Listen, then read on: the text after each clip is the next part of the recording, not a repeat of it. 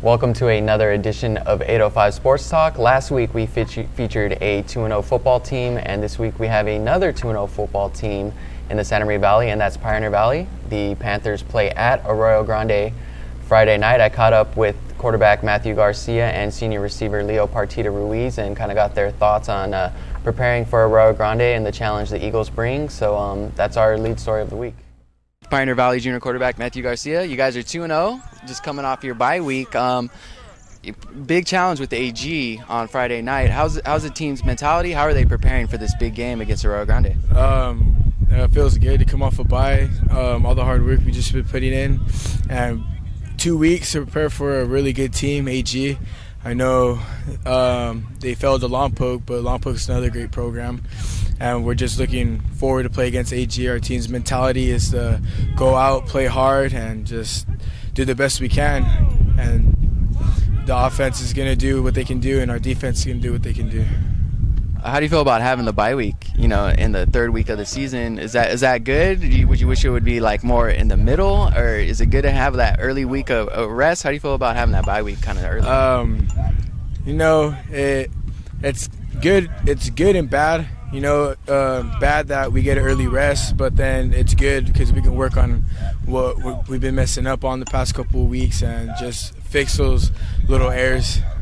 Okay. You guys started the season with 2 wins already over SLO County teams, Nipomo and SLO. Were you surprised at all that you guys got those 2 wins and that it was so dominant? Were you kind of expecting the dominant start that you guys are off to? I was kind of expecting the dominant start because just how we looked during the off season, all of our 7-on-7s and just how our practice has been going, we just look strong. So we were kind of going in thinking that we're going to have a good team this year, and it shows the past 2 weeks. Okay. It seems like you've had a good connection with all your receivers. I know Leo's having a good season, but it seems like a number of receivers for you guys are doing well this year. How good of a connection do you have with those receivers and the passing game? How crisp has it been so far this year? It's good. As a quarterback, I learned through my coaches that I have to have a good connection with my line and receivers. And the good thing is, since I was a freshman, we've all been playing basketball, all these other sports together. So our bond is just good, and we pretty much know what we're all thinking and where the right place to be and just when to throw the ball. All right. So you guys are 2-0, but a big challenge against AG. Do you think the team has kind of reached its peak? Is this where you guys are going to be at, or can you guys get even better than what you've shown so far? I think we could excel more. We have a lot of potential in this team. We're not at our very peak. It's going to take some time because we're a very young team, and I think it's going to be a great show on Friday. So Leo, you guys are 2-0. Were you expecting for you guys to have such a hot start for you guys, 2 dominant wins over Nipomo and SLO? Yeah, we practice, we grind off in the off season, and I feel like we deserve those 2 wins. And everyone looked down on us in the Nipomo game, but we proved everyone wrong. And not surprised at all. How important do you think it was to start the season that way with the big win at home over Nipomo? Did that kind of give you guys some extra momentum? Oh, heck yeah. There's nothing better than winning, It's a good motivational boost for everybody. Gets everyone going. Now everyone's going into the AG thinking that, well, we're 2-0. We got this is easy. Okay. Talk about AG a little bit. They're in the semifinals last year. Seems like they're always fighting for a CIF championship. How pumped up are you guys for that game, and what do you guys got to do to beat AG? Oh, I'm pumped for that game. AG is a very well-coached team. Athletic players. What we have to do to win, we got every play, we got to make something happen. And big plays were going to help us. We got to get our running game going. Emmanuel, Michael, we got to get them going. And our passing game has to be there. How do you feel about your role on the team? You've made some big plays in the passing game, but you're also over there on defense, kind of holding down the back end of that defense. Do you feel like you've played as well as you can? Do you feel like you can take your game to another level? How do you feel about your role on this team? There's always room for improvement. I feel like I can do better. I feel like I can do more for my team. I feel like I still haven't reached my peak for this season. I feel like I got a lot more to give. I feel like it's going to be a really good season for me. Okay. And Mathew Garcia is a quarterback. He's kind of burst onto the scene a little bit. What's it like to play with a guy like that? He seems to you guys have a good connection. How do you feel about playing with your quarterback? Oh, I love playing with Matt. I mean, we played basketball together since we were little, you know. We've always had a connection. Yeah, we always hang out all the time, and we grew a bond this off season, and it shows in the field. We just know. I feel like he knows where I'm gonna be all the time. Okay. He always hits me. And you guys played slow on a Saturday. Then you had your bye week. How do you feel about that little different schedule and having an early bye week? Think that could be good for the team, or does it kind of get you guys off your schedule a little bit? Well, I mean, we're gonna play AG, so I mean, I feel like it was good for us because we have more time to practice, more time to get ready for a team like that.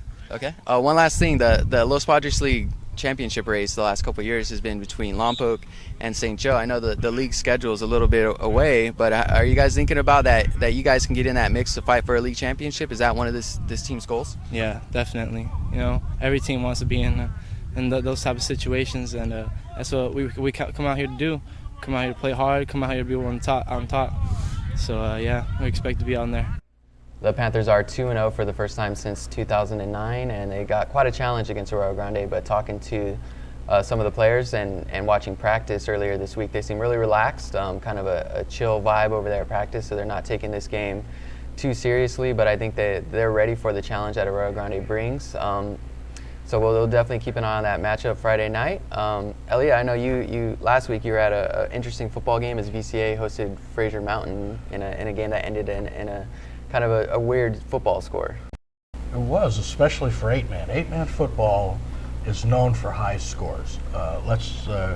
Last year, Orcutt Academy played a Condor League game against Ojai, Thatcher of Ojai, and game ended up with Orcutt Academy winning 60-51. That's your typical kind of 8-man score. It's wide open football because there are 3 fewer players, one good hole on the offensive line, and you can break a big run. This game turned out to be an 8-6 victory for the Valley Christian Academy Lions. Now, nobody on either team could remember an 8-man score ending up as 8-6. I thought I remembered an 8-8 tie, but I went back and looked at it, and in 2008 I went to a Valley Christian and Dunn game, and it was a 20-20 tie. And that was about as low scoring a game as you're going to find, and that was strange. It was a double overtime tie where they just said after 2 overtimes we're done. And that's what they do in 8-man. They kind of wing it when things like ties happen. But this one was an 8-6 victory. And here's how it started. Valley Christian Academy got great field position at their own 31. Now, remember, this is an 80-yard field, so they only had to go 49 yards from there to get a touchdown.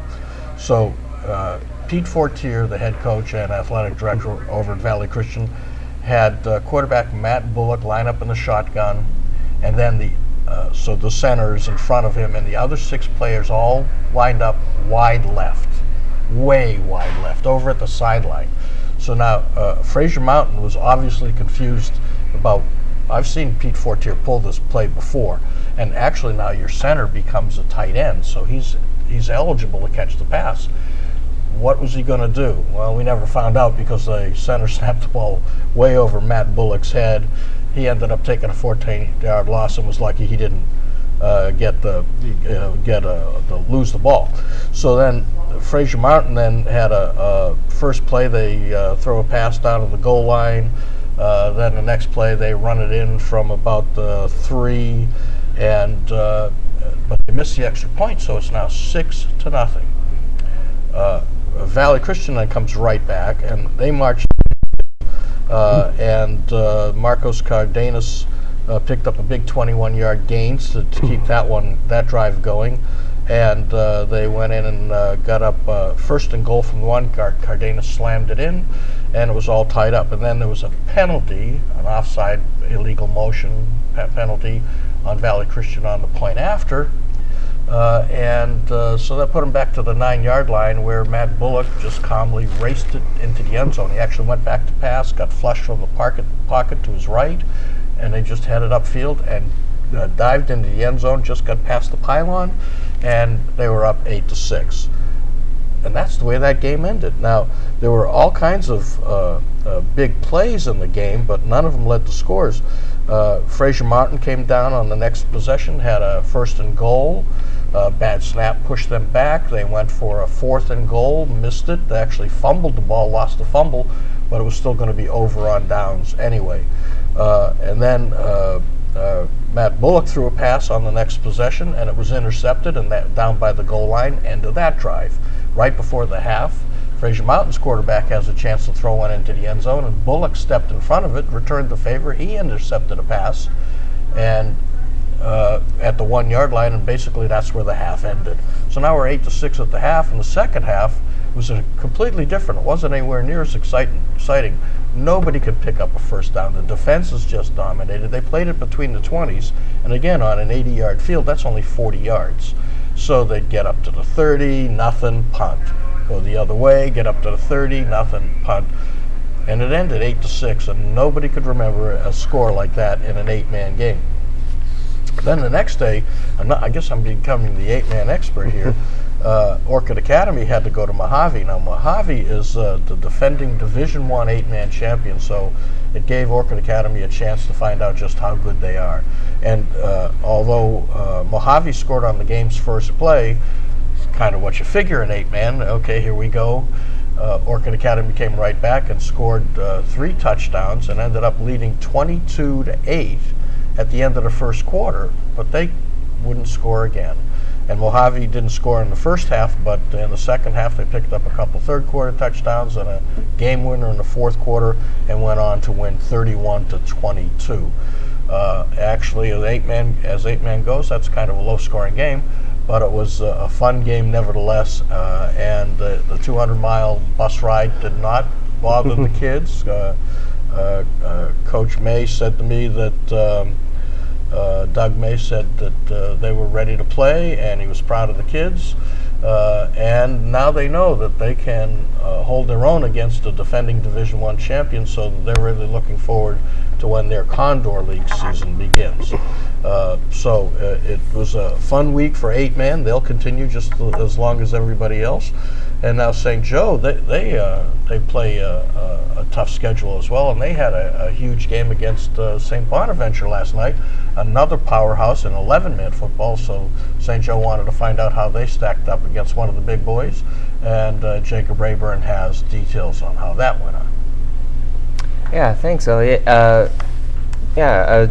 Joe and I called that game as the game of the week, and leading up to that game, we all kind of talked about it and felt that it was going to follow a very similar pattern to when St. Joseph played Notre Dame Sherman Oaks, or at least a lot of us thought that way, and we kind of looked like prophets as the game was going on, and St. Joseph really hung tough and once again was right there on the verge of beating a Division II team, and dropping that 24-14 game, I think really kind of hit head coach Dustin Davis of St. Joseph, that they had come so close once again. And his line after the game that I thought was really interesting, that execution had to match the effort his guys were putting on the field, because no one could question the effort of 2 5'8" defensive linemen going up against St. Bonaventure's offensive line, which probably averaged something between 6'2", 6'3",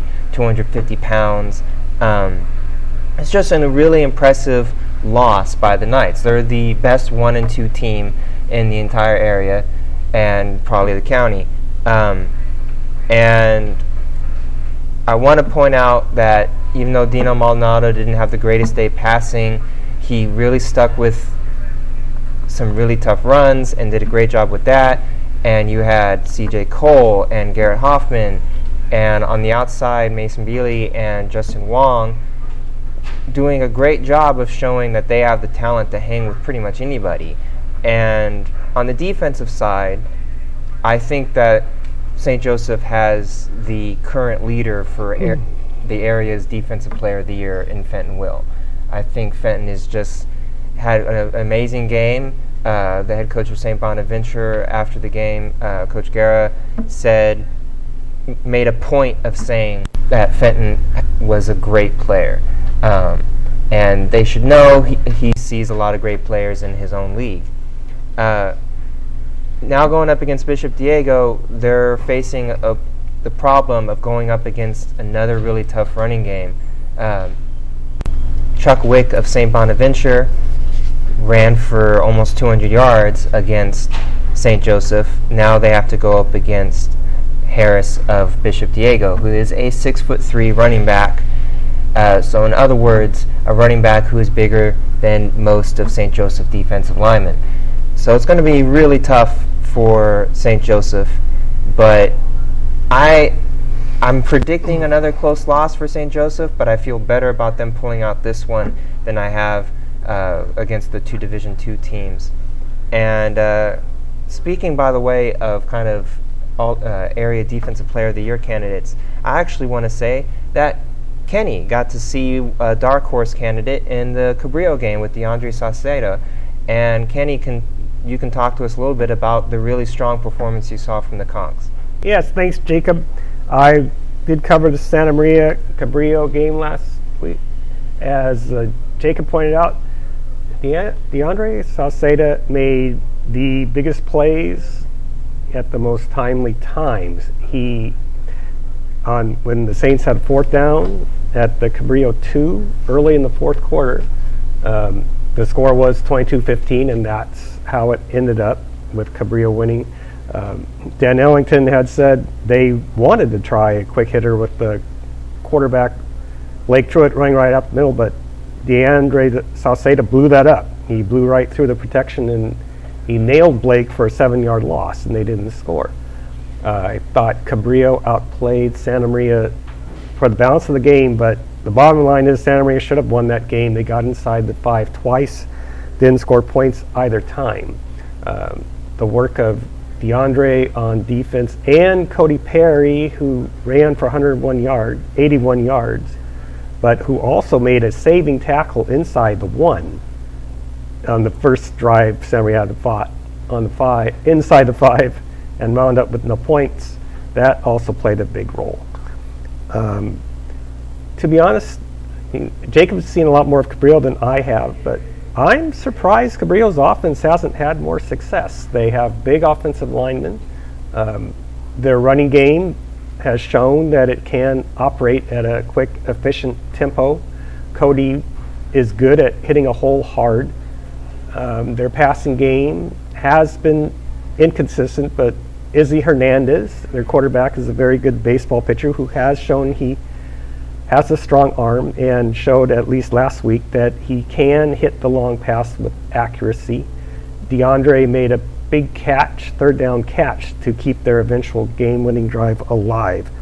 As far as Santa Maria's chances against Rigetti, that's not going to be my lock game. I am going to pick Santa Maria to win. I have a feeling it will be a close game, but Santa Maria must do a better job of protecting Blake than they did last week. So much of what Santa Maria does on offense relies on Blake's running and passing, and Blake did throw, I believe, for 220 yards and 2 touchdowns last week, but Cabrillo was just all over it when Blake tried to run. He had nowhere to go. I had him for negative 16 yards. I think he was sacked 3 times, and on Santa Maria's last play, when he was just trying to make something happen, they hit him, he fumbled, and Cabrillo recovered. As far as the matchups, I think where Rigetti might have his chances, granted, the only time I've seen Rigetti is when they played Bishop Diego, and Bishop Diego got control in the second half with 3 third-quarter touchdowns, so they didn't have to throw much. But when they did, Rigetti's secondary seemed to do a pretty good job of covering, a much better job than Cabrillo's secondary was doing covering. Where Santa Maria, I think, has a decent chances. Their skill position players, though they do rely on Blake, their other skill position players, I think, are very good. And I think their defense has a fighting chance against Rigetti's running game. Rigetti, granted, I only saw them once, but they didn't seem to operate at the tempo that Cabrillo did. Their offense really has struggled. But I'm For the first time since I've been here, I am picking Santa Maria to win. I do think it will be a close one. You done? Okay. We go to the 4-shot. Thanks, Kenny. And so Cabrillo's going to be moving over to play at Templeton, and Santa Maria is playing at Righetti this week, coming off that loss against Cabrillo, and that is going to be our TV game of the week. So be sure to check that out. Friday night, a pregame show is at 6:45 p.m. I'll be calling the action from Righetti High School. And I think you did a really good job of breaking that game down a little bit. But Righetti is 0-3, but I think looking at their schedule, they haven't had, like one game that you look at where you think they were favored. They lost to Bishop Diego to start the season. Then they had to play St. Joe, and we talked about St. Joe's a good team. And then they lost to DP, and DP Dos Pueblos seems to be really solid. I mean, they haven't really been Righetti hasn't been competitive, obviously, but they haven't had the easiest of Righetti schedule. has had a much tougher schedule than Santa Maria has. I don't know if Righetti's really gotten a fair shake with that schedule they face. They haven't really performed at all, but I think it's definitely pretty much a toss-up. I think looking at the game against Santa Maria, and Santa Maria might even still be an underdog there. I don't know. Righetti still usually is known to have a little more size, a little more depth than Santa Maria, but like you said about the skill position players, I think Santa Maria just wins across the board in all the skill position players, especially with a guy like Blake Truitt. And seeing Righetti against St. Joseph, their rushing attack really caught my eye is just lacking a little bit of speed and burst. The guy, whoever was carrying the ball, would get to the line of scrimmage, and then there was wouldn't hit that second level with any authority or any kind of speed. So they need to find a little more playmaking ability, give the quarterback Chase Ortopius a little more time to throw, and I think that offense can get clicking a little bit. So Santa Maria definitely has to come ready to play, even though Righetti is 0-3. I think that's going to be a tough game. That's a tough game to call, and I'm still not sure who I pick in that matchup. Yeah, Santa Maria, this is their best shot in years at beating Righetti. I agree. They've got some really fine skill position players, but they might not be as big as Righetti. That might hurt them, especially late in the game. I thought they could have beaten Cabrillo and been 3-0 for the first time since I've been here in 16 years of covering them. I don't remember them being 3-0, so they're probably a little disappointed in themselves. They got to get over that and say, well, we could be 3-0 if we correct our mistakes. We can beat Righetti. It's their chance, but it's a tough one. I agree. It's a tough one. Flip a coin and see who you're going to pick, because Righetti is hungry for that first victory, and they will see Santa Maria as the chance to turn their season around. So they're going to be going after it this week. Well, both you and Joe have touched on something beyond the physical, which is mental. Can the 0-3 team get up for a game that is their best chance to win in the early start of the season? Can the 2-1 team that had all of this great momentum overcome what could have been an even better start to their season? Personally, if I had to make a mostly uninformed opinion, it's not like I'm watching these guys in every practice and talking with them all the time, but I like Santa Maria's chances of rebounding from the Cabrillo loss better than Righetti after 3 straight rough games, being able to completely turn that around at 180 of what they've kind of been in the last 3 weeks. But that's kind of what we thought about Cabrillo coming into that game, and then Cabrillo did sneak out a win. So I mean, Cabrillo coming out, Cabrillo was the sharper team too. You're absolutely right. Although Don Willis did point out at Monday's athletic roundtable that he was only disappointed by the Dos Pueblos loss. He thought that they actually played really well against Frontier. They had more than 200 yards rushing against Frontier. They just couldn't finish drives, and Frontier is just a better team. That's one of the reasons why, as I said, I'm surprised Cabrillo's offense hasn't been more successful, at least scoring points-wise, because I do think they're capable of running the ball very well. Their offensive line has good size, and Cody, not only can he hit a hole well, he can break tackles. And he gets to the second level with authority. And now, speaking of kind of transitioning from rough starts, and that's kind of a notable thing about this week, by the way. We have a couple of matchups that could tell us whether or not certain teams are on their way up or down. Cabrillo heading to Templeton. Cabrillo has a legitimate chance to win consecutive games for the first time since the first 2 games of 2014. And not only that, they also play Morro Bay later this month. They have a legitimate chance of leaving September either with an even record or a winning record.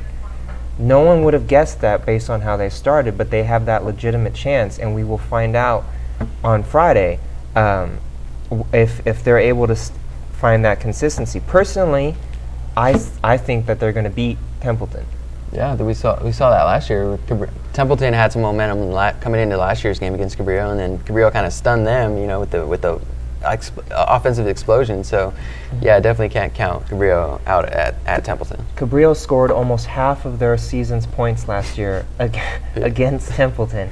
Now, for whatever reason, it's a good matchup for Cabrillo.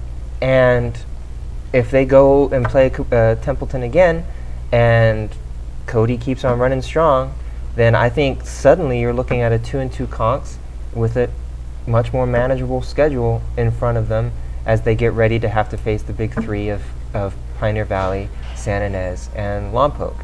And speaking of those 3 teams, and kind of this being a big week of showing what direction teams are going, Pioneer Valley, are they for real, guys? I think Good question. Yeah. that's a good question. It's hard for me to answer because I haven't seen them, but I think, to be honest, they look stronger at this point than I had expected them to.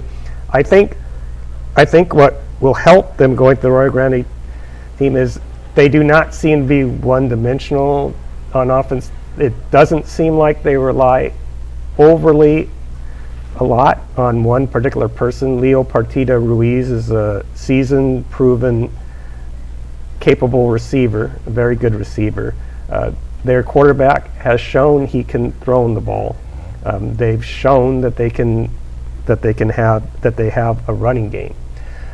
Defensively, I know less about them just because defensive stats aren't as easily available. I don't know how good their pass rush is. I don't know how good their coverage is, and they're going to have to be on it in both departments with Sawyer May at quarterback. That's the thing. They haven't faced, no one around here faces someone like Sawyer May because there's only one Sawyer May. But you mentioned the success of PV's passing game. Their athletic director, Greg Lanthier, he joked on Monday, also at the athletic roundtable, we've joined the 21st century. We can throw the forward pass. Well, for most of this century, Arroyo Grande's already been doing that, and they've been beating Pioneer Valley. Is this going to be any different, Joe? I don't want to count Pioneer Valley out, but AG's won 2 games in a row. They looked really solid. They came back. It all started with that great comeback against Garcia. Yep. Then they just rolled past Independence, which a lot of people expected. But I think my instinct is to go with AG, and probably convincingly. But I don't think even if Pioneer Valley does lose that game by multiple scores, I don't think it's a bad thing for Pioneer Valley, because I think they are trending upward. And seeing them, I saw them play against Napomo in the season opener. They did look really good, though. That pass defense was a little suspect. Nicholas Robledo, Napomo's quarterback, threw some really nice passes. I think he had 2 touchdown passes in that game.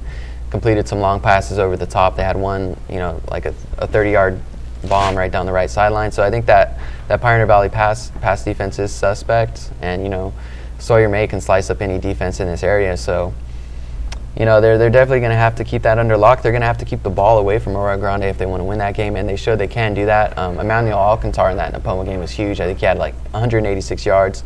I know Michael Bourbon's also there to run the ball, so they're going to have to keep that ball and hit some timely passes with Mathew Garcia to Leo Partida-Ruiz. So they're definitely going to have to mix that offense up, and that ground game's got to get going, and they got to keep Sawyer May off the field to have a chance in that game. I saw them, Pioneer Valley, play one game, and they just threw the ball all over the place.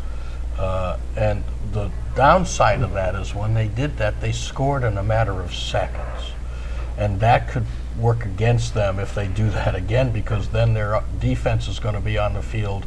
And while Sawyer May might be able to pick them apart passing, they'll bring a strong running game as well, and it could wear down Pioneer's defense. I think Pioneer has maybe its best shot in a long time to upset Arroyo Grande.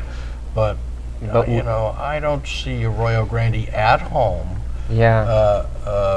being able to be beaten by this Pioneer Valley team. But this Pioneer Valley team has a lot of excitement on its offense.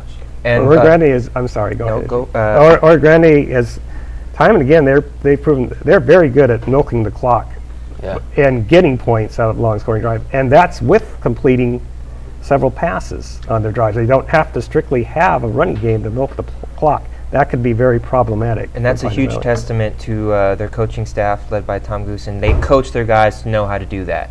That is not just a matter of having good athletes. You have to know a plan to do that.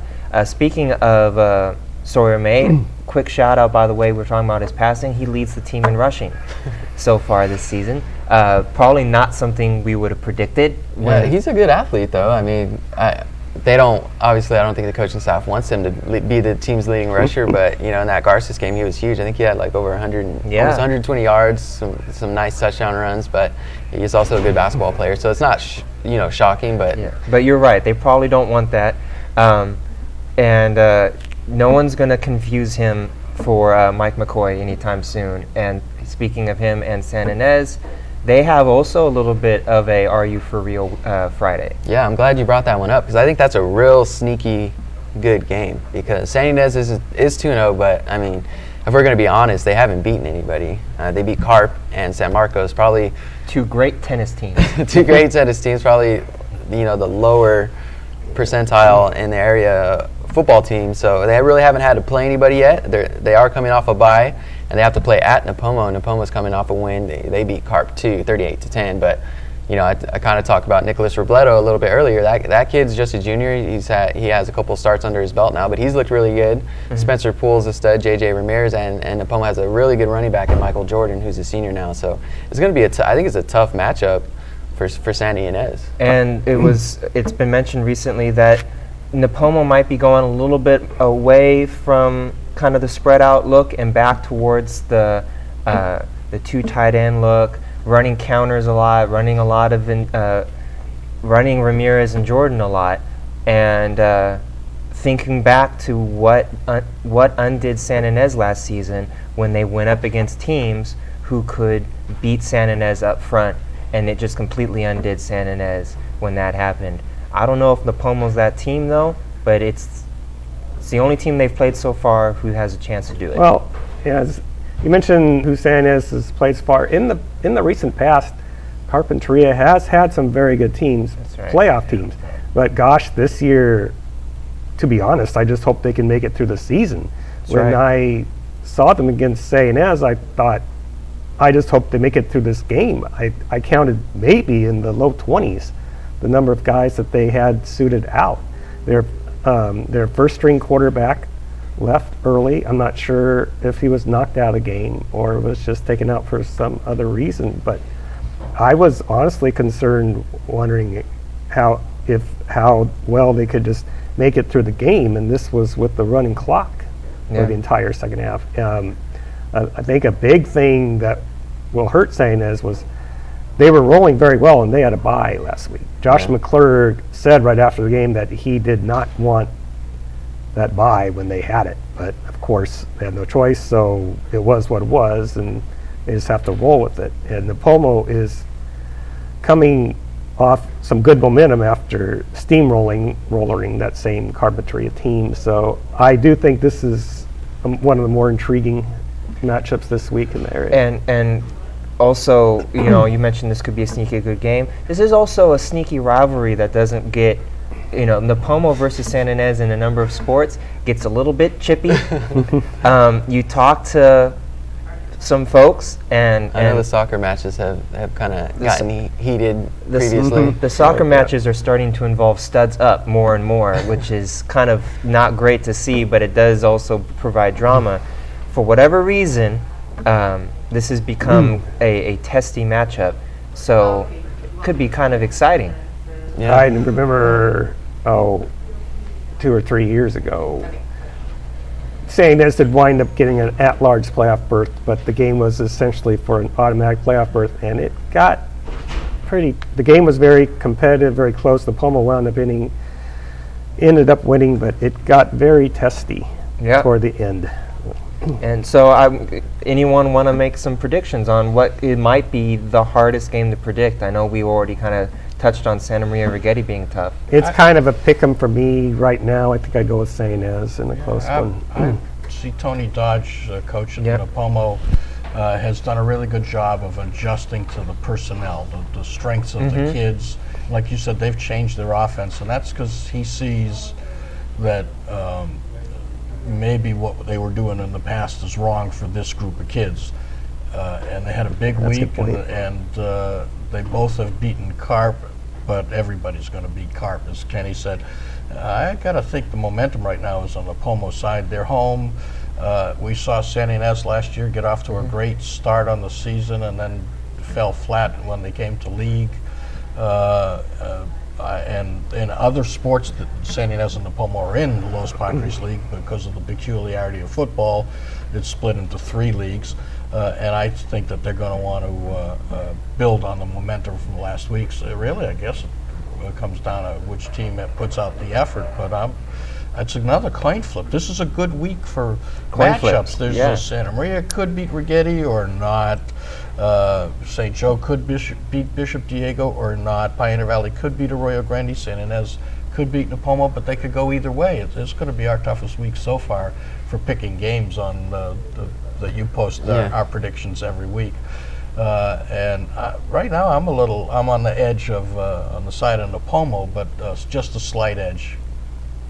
Yeah, I think the only game that's not really that tough is Lompoc's game. You know, usually when they play, you can pretty much pencil them in for a win, and them playing Santa Barbara this week, it's not really. I don't think they're going to have too much of a challenge. They haven't had a challenge. Barring this the year, unforeseen, there won't except be a the season challenge. opener. Yeah, it's that's my lock pick. It's not the most out. It's not the most out on a limb. I'm kind of. That's my luck. I'm playing it safe. No, it's mine first. Oh yeah. I've got more. I've got Lompoc over Santa Barbara with a running clock for at least the fourth quarter, and I think it's helping Lompoc immensely to have these games where everyone gets to a piece of the offensive glory, and you get to kind of do it that way. It's always They've really gotten good at doing that kind of. Yeah. Kind of like you get some carries here. I mean, since when they had Levon Coleman, they were still giving Nico Hayes some carries, and so they've always kind of found Andrew Jones has kind of found that way to kind of keep everybody happy and hungry carrying the ball and everybody involved. Because when you go up against 1,000 Oaks of the world, it tends to constrict on who gets the ball. Mm-hmm. So it's when you can win games and figure yourself out at the same time, that's the best combination. And that's what Lompoc's doing right now. The only issue is that the San Marcoses and the Santa Barbaras of the world are the kind of the test dummies that Lompoc is using to figure themselves out, which is not fun for them.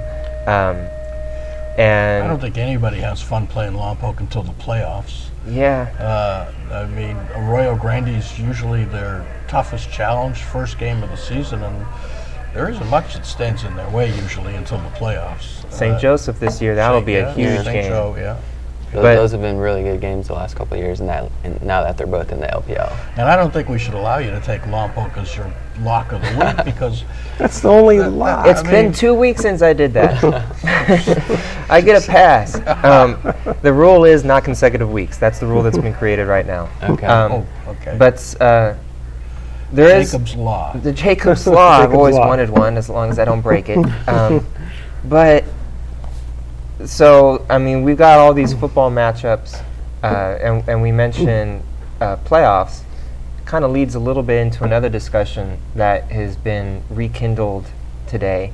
And Kenny, you can talk a little bit about news of the Central Section's Southern Section secession. Yes, we have gotten some new information, or at least some that we've been able to glean today.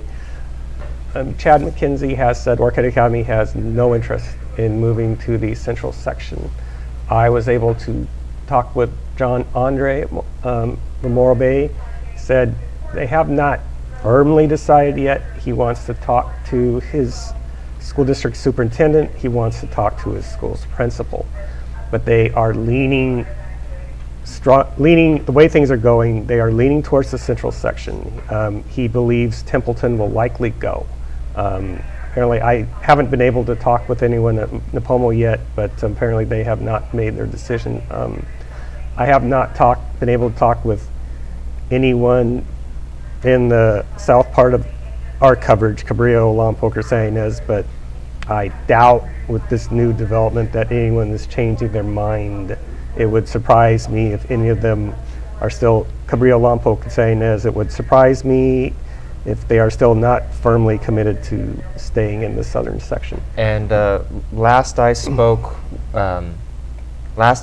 with Don Cross of Lompoc, and you spoke to Fredrickson of San Ynez. You know, they were staying. It doesn't make sense for us to join the central section. Now, what Don said that was interesting was, what if this was a couple weeks ago? His thing was, the next thing we're probably going to figure out is the what if scenario we're talking about now. What if Nipomo and Templeton and Morro Bay decide to go? We have to talk about what the new leagues look like with teams south of those three schools, Cabrillo, Lompoc, and San Ynez. And I'm curious, you guys, and Joe. Well, I think this whole situation kind of mirrors like college football and conference realignment and all that stuff. No one wants to be, left out. No one wants to be, left holding the bag or, whatever. No, we saw that with Arroyo Grande and those kind of northern schools started going, and then Templeton and Morro Bay and Nipomo at first were like, oh, we'll be okay, we'll stay. And then they think then something changes a little bit and they're like, all right, we need to go. And that kind of starts a chain reaction. What if it starts going further south and it hits, Cabrillo says, maybe we can be competitive in that central section, and they want to go. And then Lompoc says, maybe if Cabrillo's going, maybe we should go. And it kind of, kind of a chain reaction happens there, and then it goes all the way down to San Ynez, and they want to go. So who knows what's going to happen? But it is interesting that other schools are, maybe not officially leaving, but leaning toward that move to the central section. It looks like all the San Luis Obispo County schools are leaning toward leaving the southern section, and the Santa Maria City schools, except Orcutt Academy. And they play in the Condor League in football, although the Los Padres League and everything else, but I don't see that they would be opposed to playing the Santa Barbara and the Carpinteria schools on a regular basis. If those schools will agree to re-league with them, if I was a part of any of the four schools that had prior decided they would remain in the southern section, I would not change my mind no matter who was leaving, but I'd be a little worried. I'd be thinking, okay, now we really have to, at least if East Development sticks, we really have to think in terms of re-leaguing with some of these Santa Barbara schools. Will these Santa Barbara schools want to re-league with us? And I'd feel a sense of urgency. Yeah. Well, I see Ken Fredrickson at San Ynez being pretty adamant about staying in the southern section.